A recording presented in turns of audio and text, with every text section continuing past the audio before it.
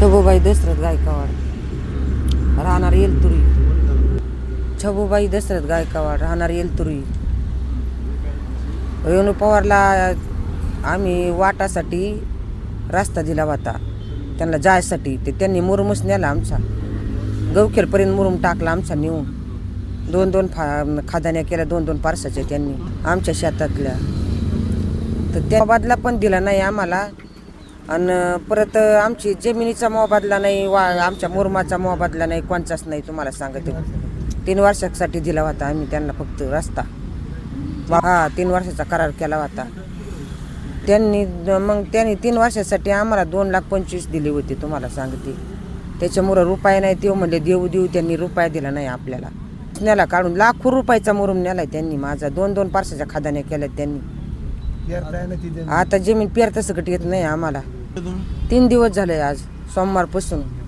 आष्टीच्या तहसीलीमोर आम्ही उपोषण चालू केले, पण आज काय मॅडम आमच्याकडे आज आलेच नाही. आमच्याकडं आज तर कोणीच नाही आलं आमच्याकडं. नाही, तहसीलदार मॅडम आले नाही, तहसीलदार आले ते काल आमच्याकडं. त्याच्यावर कोणीच नाही आलं आमच्याकडं. आम्ही म्हणलो की आमचं निर्णय द्या तुम्ही, आमची दखल घ्या, मोबदला द्या, बाकी काहीच नाही. आमचा मोबदला द्या.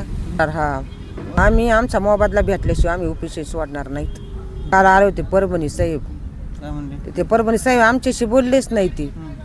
ते त्यांच्याशीच काय चर्चा झाली ते, आणि लगेच गेले ते माघारी. आमच्या संग बोललेच नाही काही. ते आज 3रा दिवस.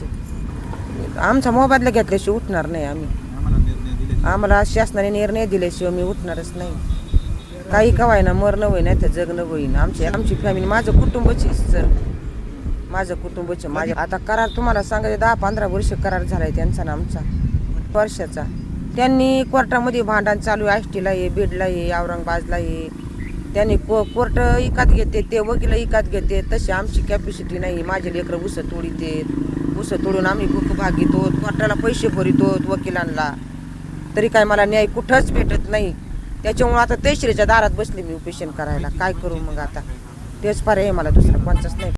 आष्टी तालुक्यातील वेलतुरी गावाच्या परिसरात काही शेतकऱ्याची जमीन कंपनीने घेतलेली, आणि त्या संदर्भात त्या शेतातून रस्ता गेल्यामुळे त्यांचा मोबदला मिळत नसल्यामुळे त्यांनी आष्टीच्या तहसील कार्यालयासमोर गेल्या 3 दिवसापासून उपोषण सुरू केलेले आहे.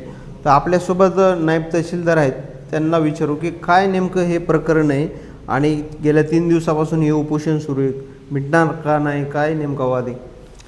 हां, हे जे उपोषण चालू आहे ते आदिवासी समाजाचे लोक आहेत, मौजे वेलतुरी, तालुका आष्टी, जिल्हा बीड येथील आहेत. त्यांना सरकारने 10 एकर जमीन अतिक्रमण नियमित केल्याची जमीन देण्यात आलेली आहे. त्यांच्या शेतातून कंपनीने एक रस्ता तयार केलेला आहे, म्हणजे विंड मिल कंपनी आहे. आणि तो रस्ता तयार करत असताना कंपनीने त्यांच्याबरोबर ॲग्रीमेंट केलेला आहे, आणि ॲग्रीमेंट करूनच रस्ता तयार केलेला आहे.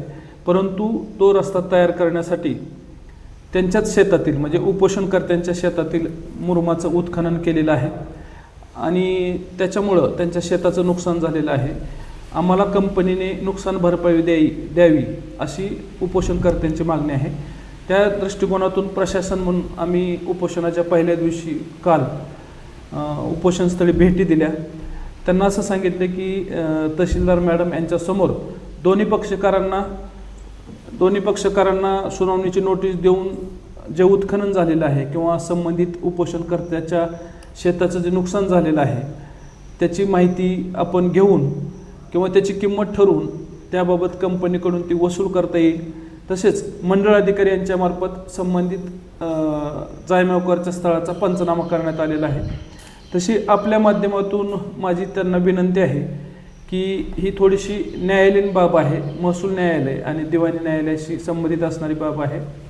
त्याला निर्णय घ्यायला थोडासा वेळ लागेल, तरी माझी आपल्या माध्यमातून त्यांना विनंती आहे की त्यांनी उपोषण त्यांचे आज सोडावे आणि प्रशासनास सहकार्य करावे. मग ह्याचा वाद नेमका कसा मिटणार? कारण की ती म्हणते आम्हाला मोबदला भेटल्याशिवाय आम्ही उपोषण सोडणार नाही, तुम्ही म्हणता न्यायालयीन बाब आहे.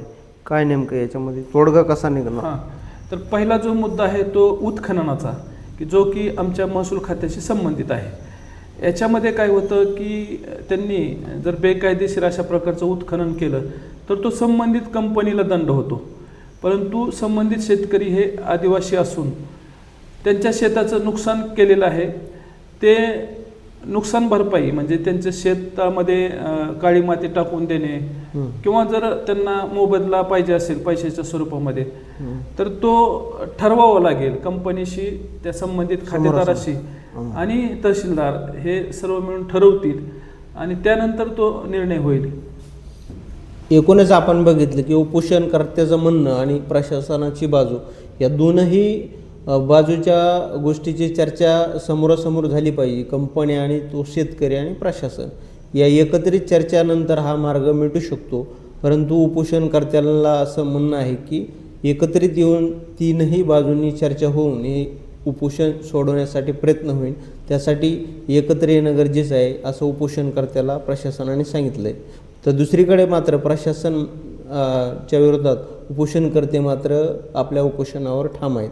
हे उपोषण कधी मिटणार असा प्रश्न उपस्थित होत आहे. अविशांत कुमकर, आज मराठी न्यूज, आष्टी, बीड.